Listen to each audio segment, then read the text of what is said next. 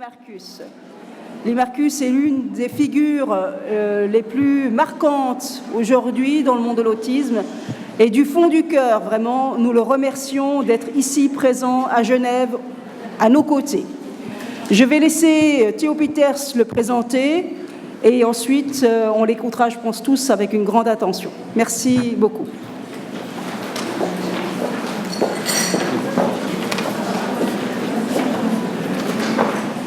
Okay, I'll read a little text that I had prepared. So why have I invited Lee Marcus? Among other things, because of his attitudes towards parents. He really is humility in a human shape, despite the fact that he has so many titles and has been so long a director of Teach at Chapel Hill. Professionals that teach do not attach too much importance at hierarchy. On the contrary. Just one anecdote that tells you enough. Okay. I see now that I have told this anecdote already. Hilde visited the Teach program, etc. When she came back. Sit louder. Sorry? You have to speak louder. I scream. Yeah. Okay, I've said the most important thing. I was just coming to the anecdote that I told this morning, but I had forgotten. So this was part of my introduction to Lee.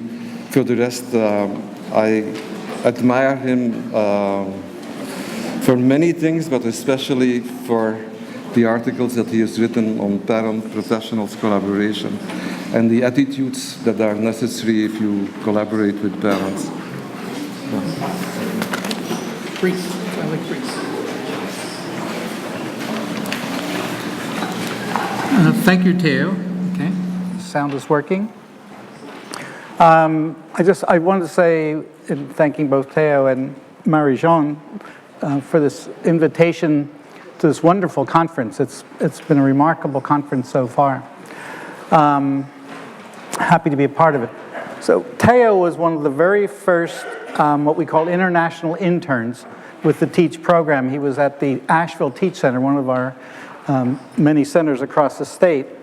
And we were sort of new at having these international trainees, but partly because it was Theo and partly because we kind of knew what we wanted. We wanted to have people come from other parts of the world who not only would learn and work together with us, but then hopefully go back to where they came from and have an impact. And I don't think we've ever had an international overseas intern who has had the kind of impact that Theo has had. So he really set the bar very, very high for international training. And it's great to be back and spend time with Theo. So a few preliminary things. I wanted to first get a sense of who you all are. So I'm going to give you three choices to raise your hand. One, if you are a parent only. Two, if you are a professional only. And three, if you are a parent and a professional. By professional, I mean a professional working in the field of autism. So how many of you are parents, just parents? Okay. How many of you are just professionals? You can only raise one hand. And how many of you are both a parent professional? Okay. So I've worked, thank you. All right, that really helps a lot. So there are a lot of professionals here, whether or not they're both a parent and a professional, just a professional. One thing I want to say is that we, throughout the day, have been honoring our ancestors, you could say. That might be a little strong. But Lorna Wing, who is someone I knew not as nearly as well as Rita or Theo, but who I had enormous and have enormous respect for. There isn't anything she's ever said or anything she hasn't written that I didn't think was extremely important.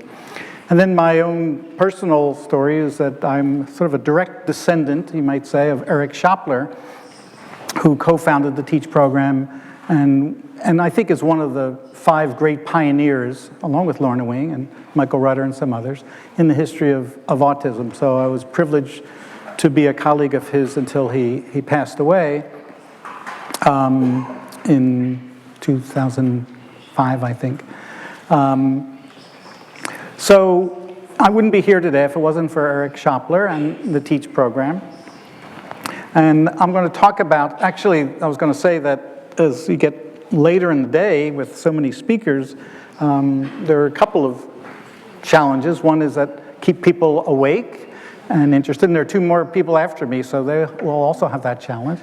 The other is there anything left that hasn't been said that I was going to say? And I thought I was okay until Rita Jordan spoke,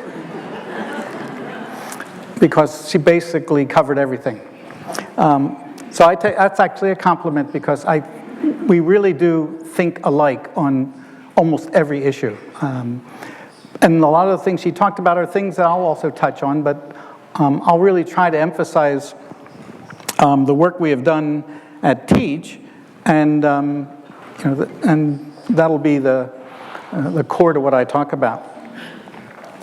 So these are the major points that I'm going to cover, and I think I'm going to not skip, but I'm going to spend maybe a little bit less time on the understanding the parent perspective, because I think you've really heard about that so well. But I want to still, since I have these slides here and I'm determined to use them, just cover a few of those points, but also then move into the principles of the parent-professional partnership, which you've heard about also, from the point of view of our program.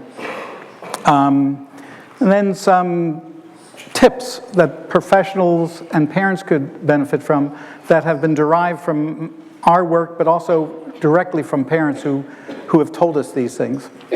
So much of, over the years, of what we do with parents, it's impossible to say where it came from. Was it something we came up with? Was it something parents came up with?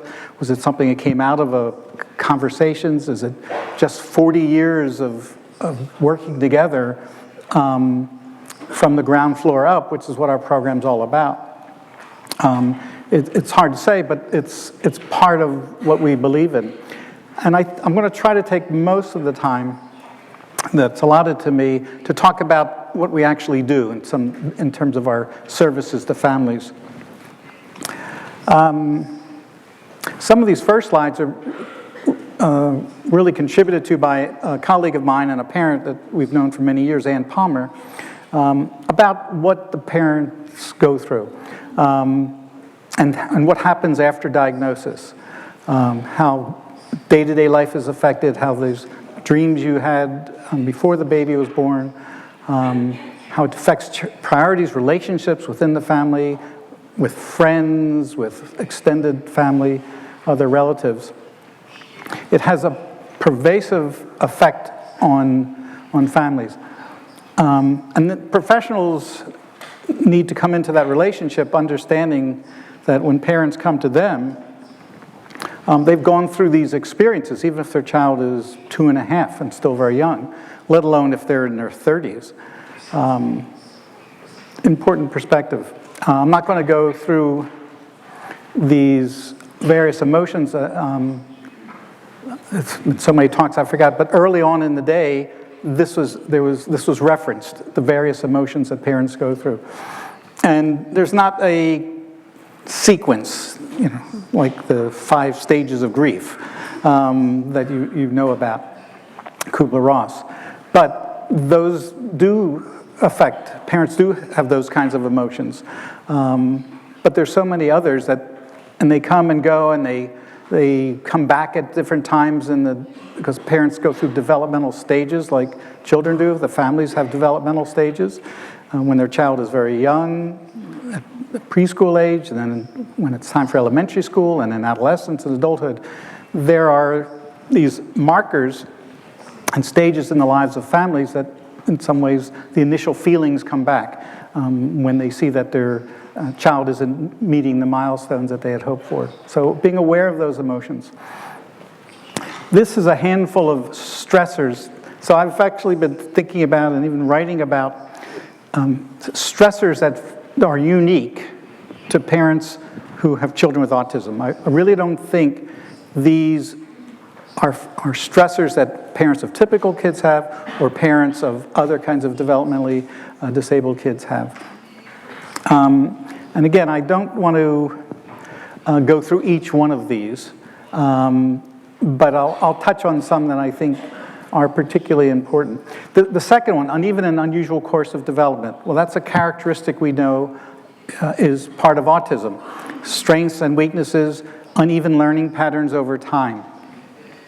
And that can cause tremendous confusion for a parent, certainly for any of us, when you see a child can do something at age level, maybe has some remarkable visual map in his head, but can't do the simplest activity or play activity a child a third their age could do.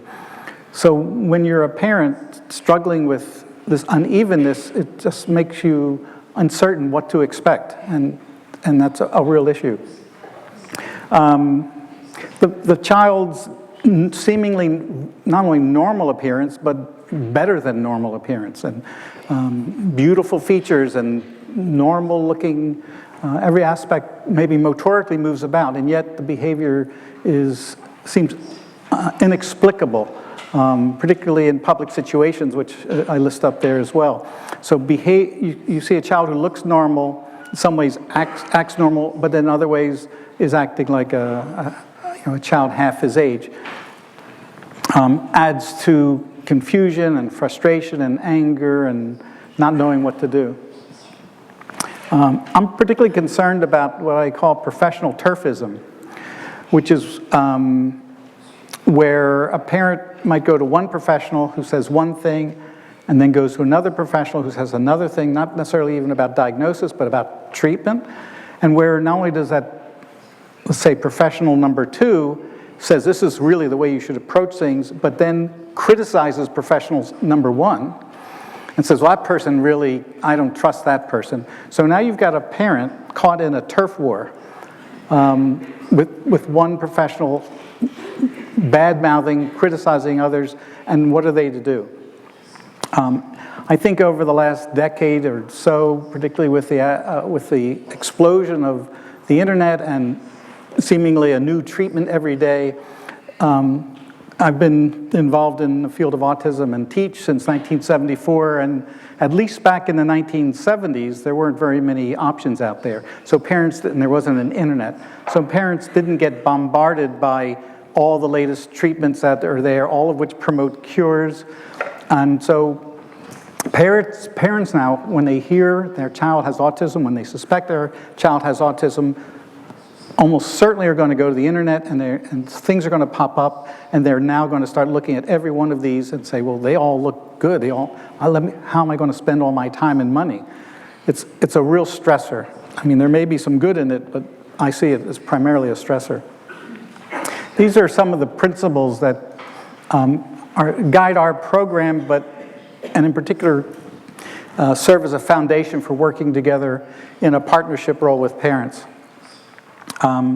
So first let me say that our program started in the 1960s as a research project that Eric Schoppler, who was a young psychologist who had come to University of North Carolina from Chicago, and a young psychiatrist who had just finished up his training, and they hooked up together in the 1960s in Chapel Hill, and they started working with some families using an intervention that had not been done before. They were able to take that idea and turn it into a research grant to show that parents of children, at that time the term childhood psychosis was used, but we were talking about autism, that they could show that parents could be brought into the treatment process as co-therapists or as co-teachers or partners. The program later then, thanks to effort on behalf of the parents, to go to our North Carolina governmental legislature, and they got funds to create the TEACH program, what was known as TEACH. And then over the 40-year period of the program, it started in 1972, so it's been 40-some years since we became TEACH. And the program has grown. We have had a 40-year experience built on these basic principles. So the cornerstone, and two more points. One is that we have had such a longitudinal perspective, not just on terms of the individuals who have autism, we've seen them grow from being 2 and 3 or 4-year-olds into their 40s. So we have that longitudinal perspective, but we also have that same longitudinal perspective on families. So we're a program that sees individuals of all ages. It doesn't matter if you're an infant, toddler, or if you are, geriatric age. Our program is intended to serve the whole age range. And the other is that we serve the entire ability range, from those who have severe intellectual impairment to those who have very high IQs. So that has given us a broad perspective on families as well as the individuals. So the original cornerstone of the program is working together with parents.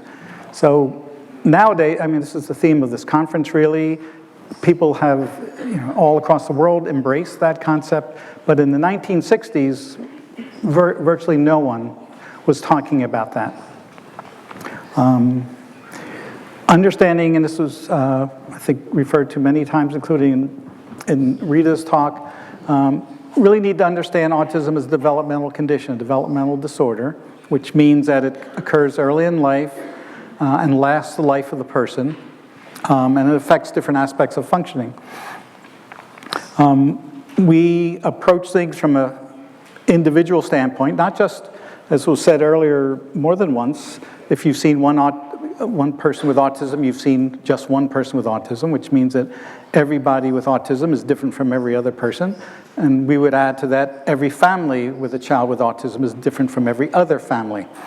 So it's not enough just to know something about communicating with families. You have to understand the whole range. And Rita gave a good example of this one family which wasn't really cut out to have a child of a certain type. And that you need to recognize these differences and the coping skills and the challenges. And being flexible in your approach. If you come into any situation saying, I've got the formula, I've got the prescription, I'm going to apply it whether or not it's to the child or to the family, and they will follow what I'm saying, this prescription, you will fail. So you've got to react, you've got to go with the flow. You have to learn as you go from the client you work with or the parent you work with. I'll jump ahead to the last 2 points, and I think Theo alluded to that. The notion that the professional is more of a guide than an expert. Another way of thinking about it is we believe that parents and professionals come into the relationship with their own sets of expertise. Parents are experts on their own child, know their child inside and out from years of living with that child, and then the professionals are experts on the whole range of individuals with autism. And you combine those two expertises, if there's such a word, and what comes out of it is something better than what would have come out if either of the others was dominating with their expertise. So it's a key component of the partnership. And the other thing is to always keep in mind that the parent of a child with autism has a life of their own, and there are often other children, and there are other circumstances that are beyond just having a child with autism. And we need to understand the whole context as well.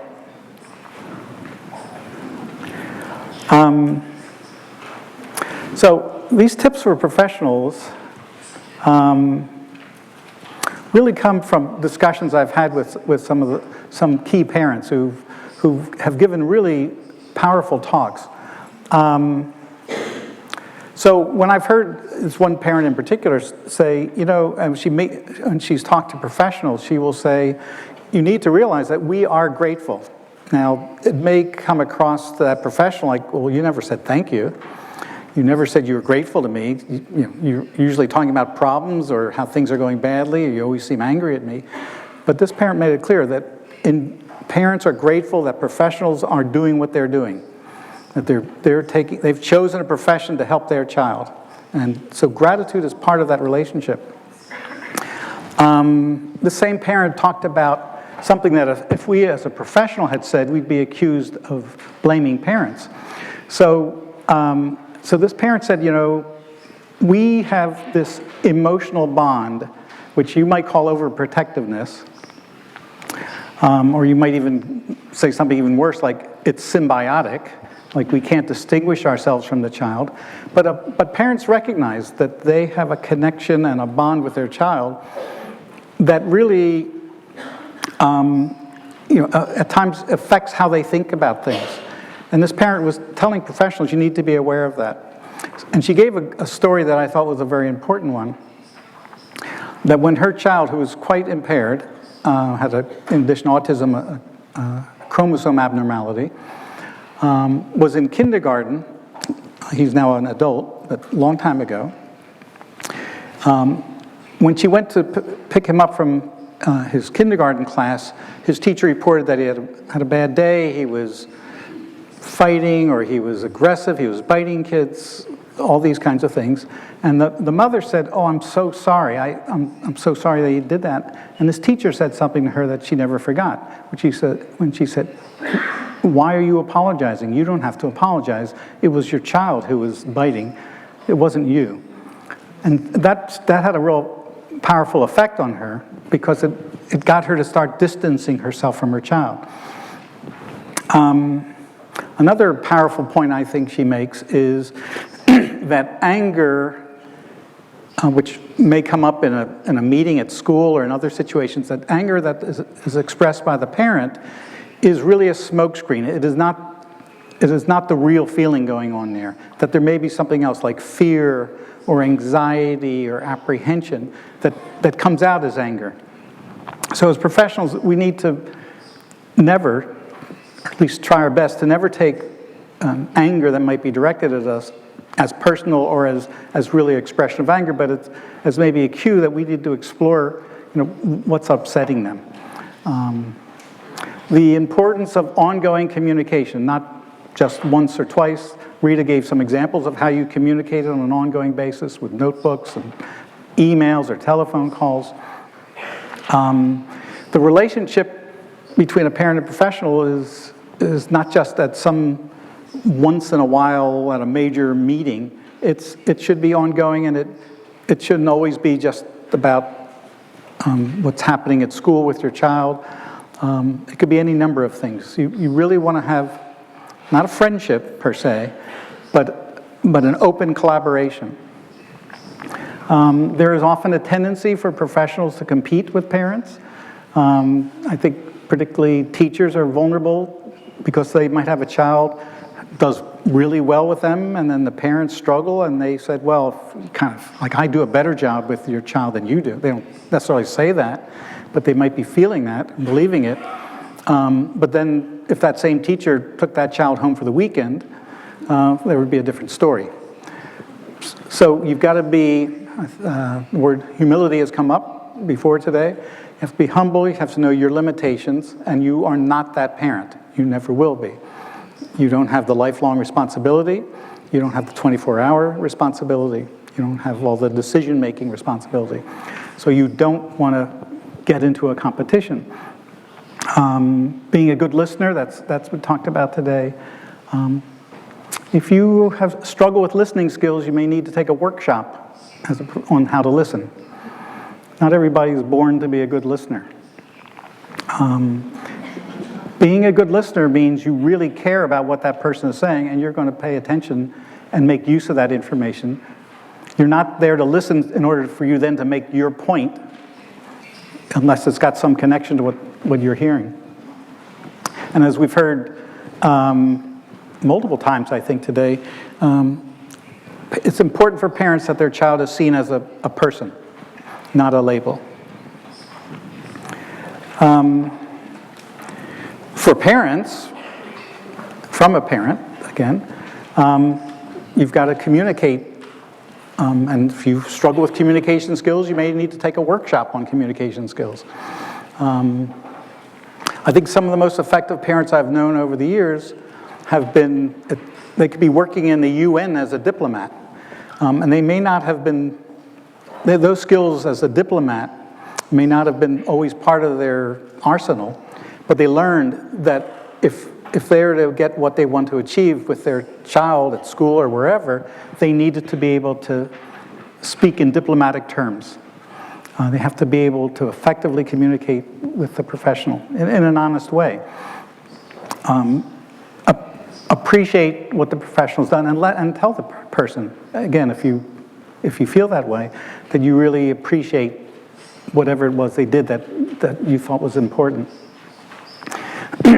It's the word teamwork can't be overused, with the focus always being on the child. It may be hard to appreciate the stressors that professionals experience, but they do. Teachers have a very difficult job. It's hard enough to teach a class of however many number of students, but often teachers have a lot of paperwork. They have to follow rules and regulations. They may not be feeling well. They may be having problems with their director or principals. They may be struggling with their colleagues. They have a lot of stressors, and the parent isn't expected to be a therapist to the teacher, but the parent needs to understand that the stressors go two ways. It's not just their stresses. Be a good listener, and then this is another point that maybe doesn't have an impact on an immediate relationship with a professional, but over time with other professionals, so that children with autism grow up to be adolescents with autism, grow up to be adults with autism, and they continue to learn to one degree or another throughout their life. So keeping that broad perspective is really important. There's a book that I'll just make a couple references to a couple of resources. One is a book called Parenting Across the Autism Spectrum, Lessons We Have Learned, something like that, by Ann Palmer. I had mentioned her before, and Maureen Morell, who has made a number of these points. It's really one of the best books from the parent perspective I've ever read. To me, it's up there with some of the great books like The Siege of Clara Park. It's a very practical guide, and one of them is a parent they're both parents of adults. One is a high-functioning adult, and one is a severely intellectually impaired adult with autism. So even though their adult children are totally different, they share common experiences, and it's an excellent book. The other is that I mentioned Eric Schopler. For those of you, and maybe most of you, do not know Eric or did not know Eric or have a chance to ever see him or meet him, there's a 13, 14-minute video that you can track down on YouTube. I think if you just Google Eric Schopler video, it'll pop up. It's a wonderful tribute to Eric, and he's part of this tribute. And you hear people talk about him, but also he speaks for himself. And it's a well-done video, and he's such an important person. Okay, so I'm now going to talk about support services that we provide, and we feel that everything we do falls under this generic category of support. And some of it involves skill building and sort of direct instruction, and some of it is like we think of as pure support. But all of these services are based on all the points that I've been making before. So we don't just say, oh, here, this seems like it might be something fun to do. It's all incorporates our principles, and it meets a need. What we do may not meet the need of all families, but across all these services, we think almost every parent can benefit. And to the extent we can, we try to individualize it. We certainly individualize it in our individual sessions, but we try to individualize it in terms of the types of groups we have, and individualize it in terms of the nature of the child's problems and the age of the child. So the list includes individual teaching sessions, group teaching sessions, different kinds of support groups, problem-solving groups, and then workshops and other kinds of educational experiences, a parent mentor program, and home teaching kits. So we'll be able to get through this, hopefully, in the time that's remaining. So the individual teaching sessions has been around since the 1960s when Eric Schopler and Bob Reichler first developed the concept of parents as co-therapists. And we continue to do individual teaching sessions or therapy sessions, although because of the enormous number of referrals we get and number of families and children we see and adolescents and adults, we can't sustain sessions over years, which we used to work with families for a year at a time, 2-3 years. They would keep coming back because our caseload was small, because autism is 1 in 2,500. So today it's virtually impossible. So the teaching sessions are short term. They're more like 6 or 8 sessions. And the basic goals are to help parents understand their child, to identify goals for their child's behavior and learning, and to implement strategies in the home. There are a number of elements to this. There's an observational element, there's a coaching element, there's discussion. We want parents, when they complete the sessions, to have a better understanding of their child, not in terms of the diagnosis, but in terms of that child as an individual. And we also learn through these sessions ourselves, so it's this mutual process. But it helps parents, we think, become better advocates for their children than maybe when they first started. Advocates throughout the lifespan. Now, parents can come back and continue to get information as their kids get older, but giving them confidence, the catch term of empowerment, it's a way of empowering parents who may be feeling that they don't have what it takes to withstand what's going to happen over a period of time, but if they get some insight into what they can do with their child, and then they can communicate that insight to other people. So these are the basic goals. And the format, I always thought that the format was as important as the content or the goals. And from the beginning, our work with families was done with a one-way mirror, with a playroom observation room combination, and in the playroom, the child and one of the staff persons, who would be called a child therapist, would work on some activities that would be specifically designed for that child, that was in line with what the parents wanted to work on at home. And then behind the mirror, another staff person, we call the parent consultant, would talk with the parent about what was happening in the playroom. They'd talk about why things were happening, and then they'd talk about some other things, other maybe behavior issues, self-help issues. And over time, the parent takes an increased responsibility for working with the child in the playroom, while the therapists observe. The parents take some of what they've seen and will give them materials to take home to work on these things. And they learn a lot in a relatively short amount of time about the culture of autism and their particular child's skills. And for some parents, they really take off with it, and they really sort of master it and continue to do it. Other parents, they've mainly learned from watching the therapist, and they're not able to do the teaching so much, but they've grown a little bit that way. But that format, and our program is built on people observing what we do, whether or not it's parents or teachers or other professionals. We always feel that there's no secrets. It's not like traditional models. There's somebody goes into a room with a child and somebody else goes into another room with a parent, and nobody knows what's going on, in these two different rooms. We've always meant our work to be public and visible, because it encourages the honesty and openness. More recently, both because we have so many children that we see, and because there's some benefit to having these teaching sessions occur in a group framework, when we find, and this is mainly for kids who have high-functioning autism, because it lends itself to that better than children who may need a more individualized teaching session.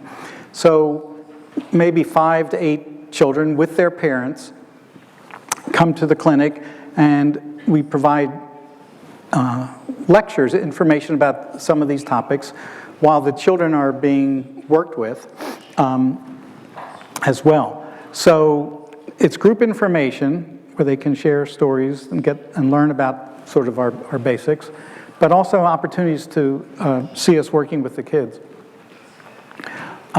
They get to take the materials at home that they make in the sessions. Then we have 2 individual sessions where the parent brings the child back. And at the bottom there, you can see what we've had 2 different groups based on reading ability. The point about this is that this is an example of how we've adapted our the home teaching sessions to meet a couple of needs, some of which are just logistical needs of being able to serve more families, and the other is the opportunity for parents to work together, to be together with other parents in this format. So I wanted to talk a little bit, just the tiniest bit about structured teaching. So there's, early on today there was, in Hillary's talk, reference to a couple of aspects of the TEACH model, visual supports, and independent work sessions. We also share with parents those principles of structured teaching and give them things and help them set up their environment at home so they can implement, not the way necessarily it's done in a classroom, but implement home teaching as a way of helping their child learn and also help with behavior issues. So when we do structured teaching, we talk about 4 elements of structure: physical structure, daily schedule, work system, and visual structure. So this is physical structure. This is in somebody's home where they've set up a left to right, what we call work system, organizing the materials in a way that the child takes the work out of the work is presented in the basket on the left or on the table on the left. They do it and they put it in the basket on the right. Just organizing space in the home so that the parent can have some success with the child learning things. First then is a 2-item schedule. It's a very handy schedule for beginning learners. It's just all they have to do is know that first you do this, then you do that. And then eventually that can build to longer schedules. This is a morning AM schedule for getting ready, with getting dressed, and then a nighttime schedule looking similar, but it's for the nighttime routine. This is what we call a work system or activity list or a to-do list.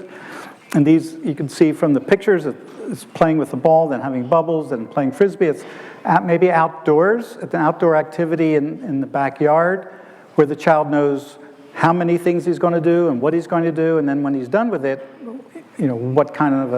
what will happen next, which is he has a snack. This is a handy hygiene work system in the bathroom, which basically tells, well, it's actually visual instructions. It tells them all the steps involved in washing your hands. So he's been taken through it, and this is kind of like a visual reminder. We probably can all use this. And then this is an example of how you might take an activity. Maybe you give a child all these blocks, they just toss them in the air, but you give him this template because you know he can match colors and follow a design or a pattern, and you organize the blocks in a little basket, and then the child's able to do this, and you're working on the child's play skills, and that's the kind of play skill that could eventually be done with another child. So just very briefly, that was examples of how we might work with the parent, the kinds of things we might show parents having to do with structuring the environment and structuring activities. I want to talk about parent support groups, of which there are 4. There's a mother's group, a parents of adults group, a father's group, and a problem-solving group. I've been involved in developing and implementing each of these groups. The mother's group we started was the first of the support groups, I think, in our program, and it was started in 1986. There was a psychology intern and I who came up with this idea, and that group has gone on uninterrupted since 1986, although the mothers have changed over the years. We haven't, but the mothers have. The Parents of Adults group is more recent, but still 17 or so years ago. Frankly, I think it's the only group of its kind I've heard about. where it's parents who have adult children get together and talk on different topics. The fathers group, I think, is also kind of unique, where with the dads, we actually go out to a restaurant for dinner and have an informal discussion, and problem-solving groups I'll talk about. So to go through this quickly, the mothers group is a monthly group. Participants range from 6 to 10. It's been well established. It's been a core part of our program for all those years. It's open enrollment. It's not like you have to come a certain number of times. It has a facilitator and a co-facilitator. The facilitator is typically, doesn't have to be, but a director or the PhD psychologist. A co-facilitator has been someone in our program who also is a mother, but it works in our program as well. And it's good to have that balance. It's important that the topics are specific. It's not open-ended. We don't want people come and just kind of talk about whatever they feel like talking about that day. We try to keep people on the topic, but we know that sometimes you range away from it, but that's okay. We really want to make sure everybody has a chance to speak, and support is the key element. It's not a therapy group. I mean, there are some groups where it gets emotional, depending on the topic, and typically the moms rally around if the individual is getting upset, needs some support. These are some examples of some topics. One of the popular ones was a chance to talk about their husbands. So that's always interesting. We try to have topics that parents of children anywhere from 5 to maybe 10, or sometimes we have parents of teenagers. So we want topics that will be broad enough that all people can participate. Level of functioning is not relevant in terms of the child. So these are some of the things that are the benefits. The information is practical and meaningful. The mutual support is extremely important. Rita talked about that. And development of friendships. The first group that we started in the mid-'80s, that group went on for several years. And those mothers, and there may be some 18 to 20 of those original mothers, have remained friends. It's been remarkable. The Parents of Adults group, similar format, except it's both mothers and fathers. As you see there, the range of ages as young as 18, but we've had parents who have 50-year-old adult children. It's topical. We have a wide range of adults who are represented there. There are parents of Asperger's and parents of severely intellectually impaired. What they all have in common is what I refer to as the adaptive skills. The adults all struggle with everyday living. And some, actually, frankly, those of you who've been in the field for a while would not be surprised to hear that the parents of the higher functioning adults have a harder time with the adaptive skills, because some of the other people who have more intellectual impairment, their adaptive skills are okay for their level of impairment. The topics are going to be a little bit different. Estate planning is, every year there seems to be a discussion about estate planning, wills and trusts, financial support for different things. Every year we do a session on research. These parents are really interested in hearing about current research going on. We establish the topics at the beginning of the year, and then parents give us their ideas, and then we create the program from that. Similar benefits in terms of support, but practical information about finding an attorney, things like that. And every once in a while, this group has been spurred on and has actually gone out and helped develop a service. Not that often, but it has happened. The fathers group is fathers only.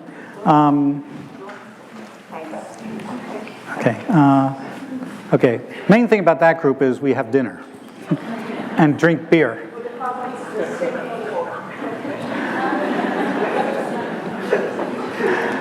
So I just want to, we have this problem-solving group, which is focused in on behavior issues. I do one group, and my colleague Mary Van Borgendien does another group. We use the iceberg model. These are examples of some of the behavior problems. So in an hour and a half, we might have parents present 3 or 4 problems, and we sort of brainstorm together. These are some examples of some kinds of problems: aggressive tantrums, repetitive statements and questions, a 15-year-old boy angry about having autism. What I always start by saying, whatever you think is a behavior problem is the behavior problem. We'll go from there. And we use what we call the iceberg model, where we, after talking about what the problem is, we look below the surface of the water to find out explanations for why that behavior is occurring. Rita earlier mentioned something about you look behind the symptoms to look at the underlying problems. We say you look below the surface of the water. We're both saying the exact same thing. We just use different metaphors. And the point being that you want to work on the underlying problem, and then the symptom or the behaviors take care of themselves if you deal with the underlying problems, which largely has to do with the autism. And then we do workshops, and these are some examples of workshops we do for parents, educational ones. This is where we have larger groups of parents together, 15, 20, or 30, on different topics. Make It, Take It is a popular one where they get to make activities, make schedules, take them home. And then we're really proud of the Parent Mentor Program. Ann Palmer, who I've mentioned before, started it. Ruth Thompson is our current coordinator. We recruit parents who've been through our program, understand our program, have a commitment to our program, and we feel would make for a good mentor. I mean, somebody who will listen to parents, be able to answer some questions after this parent has gone through an evaluation, is knowledgeable about resources, is not doing therapy or anything like that, but just becomes a contact person. Sometimes it develops into a close relationship, sometimes it's maybe 1 or 2 contacts.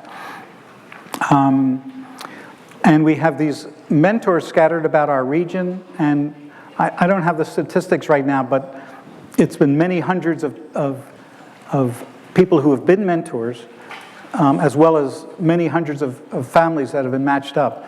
I think it's been one of the most important services we've provided over the years. And it's good. It's as valuable for the mentor as it is for the parent of the newly diagnosed child. And then the last thing I'll mention was something that we developed a number of years ago to help parents get started with teaching their child at home while they were on one of our very long waiting lists. It's called the Home Teaching Kit. It's a set of materials that are assembled for them, and we have 2 levels of the kit. It's essentially for preschoolers or preschool functioning children, with one level being kind of for basic learners, maybe developmentally below 30 months, and then the next level is for children who function above 30 months up to maybe 4 or 5 years. It gives parents a start. It gives them a sense of how to go about teaching their child. It comes with a booklet and materials. Other family members can participate. So it really was a way of jump-starting and getting, because parents will say, well, what do I do, what do I do? And we'll say, well, the Home Teaching Kit can kind of get you started. They meet with our parent coordinator, Ruth Thompson, who shows them the kit, who takes them through the kit, and shows a video of how you use the kit. And a lot of parents, that's all they need to get going. The activities are basic, kind of ready-made ones. It works on these skill areas of visual perceptual skills, eye-hand integration, organizational skills, language communication. It covers the relevant preschool curriculum areas. And I think I didn't have pictures of it. So that's the last of the specific services that I wanted to talk about. And these are people who have had a profound influence on me and on the program.